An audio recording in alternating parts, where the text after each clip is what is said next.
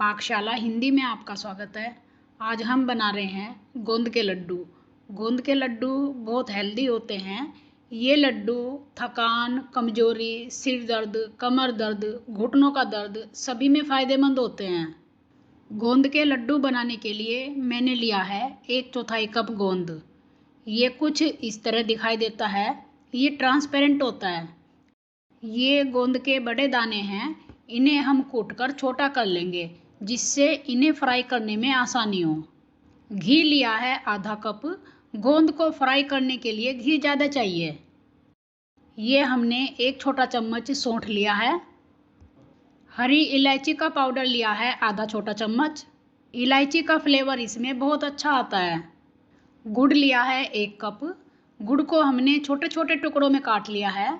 गुड़ की हम चाशनी बनाएंगे। वैसे तो हम चीनी की चाशनी भी बना सकते हैं, लेकिन गुड़ ज़्यादा हेल्दी होता है। नारियल का पाउडर लिया है आधा कप। यदि आपके पास सूखा हुआ नारियल है तो आप उसे कसकर मिक्सी में पीस सकते हैं और उसका पाउडर बना सकते हैं। इसमें डालने के लिए कुछ नट्स लिए हैं।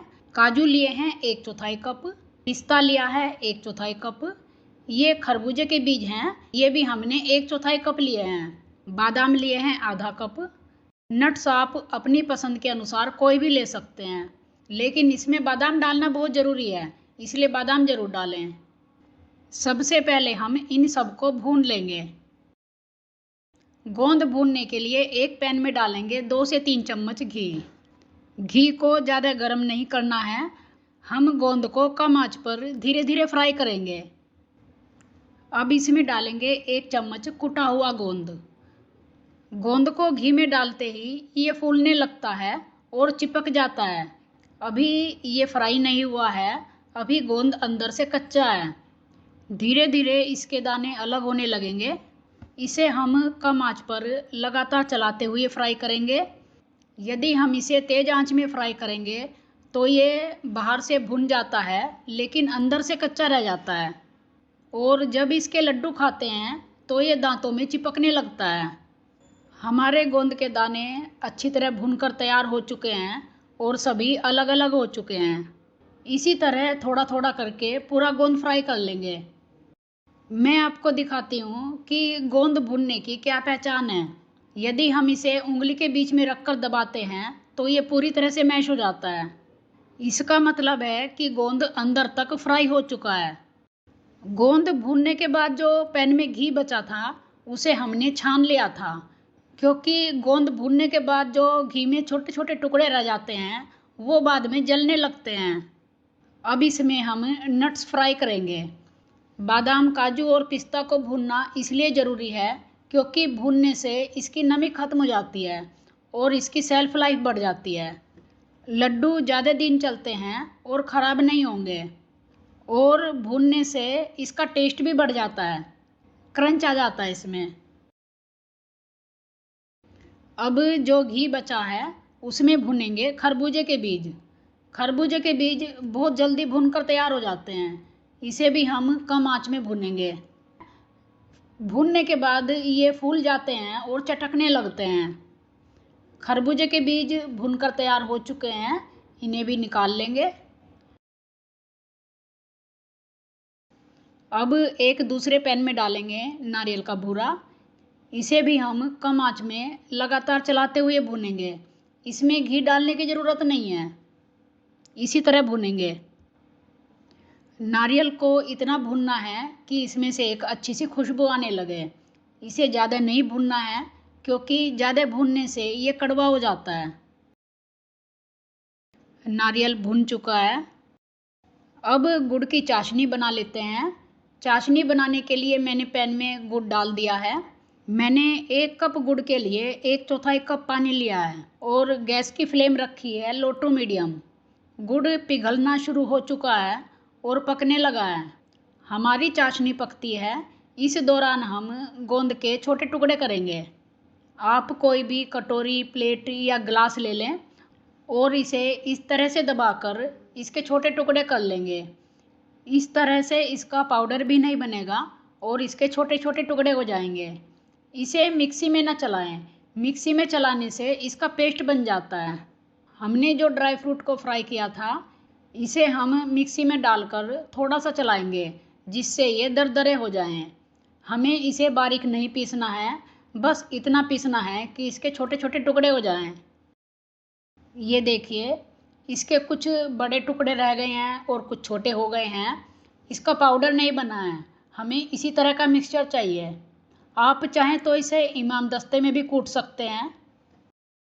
चाशनी को पकते हुए 2-3 मिनट हो चुके हैं और इसमें बबल आ चुके हैं। यदि हम इसे उंगली से दबाकर इसका तार बनाने की कोशिश करते हैं तो इसमें तार नहीं बन रहा है। हमें चाशनी में तार नहीं चाहिए, ऐसी ही चाशनी चाहिए। अब एक बड़ा मिक्सिंग बोल लेंगे, इसमें डालेंगे कुटा हुआ गोंद और इसके ऊपर डालेंगे फ्राई किए हुए खरबूजे के बीज और कुटे हुए ड्राई फ्रूट्स। अब इसे मिक्स कर लेंगे। इसमें मिलाएंगे सौंठ का पाउडर और हरी इलायची का पाउडर। इसे एक बार और मिक्स कर लेंगे। यदि आप इसे छोटे बच्चों के लिए बना रहे हैं या बड़े बूढ़ों के लिए बना रहे हैं जो चबा नहीं सकते, तो आप इसे मिक्सी में बारीक पीस लें, तब इसके लड्डू बनाएं। अब इसके ऊपर डालेंगे चाशनी। चाशनी को हम छान कर डालेंगे जिससे इसके अंदर कोई तिनके या कंकड़ हो वो निकल जाएं। यदि आपको लगता है चाशनी ज़्यादा है तो शुरू में आप थोड़ी चाशनी डालें और बचा कर रख लें। यदि ज़रूरत पड़े तो बाद में चाशनी मिला सकते हैं। अब इसे अच्छी तरह मिक्स कर लेंगे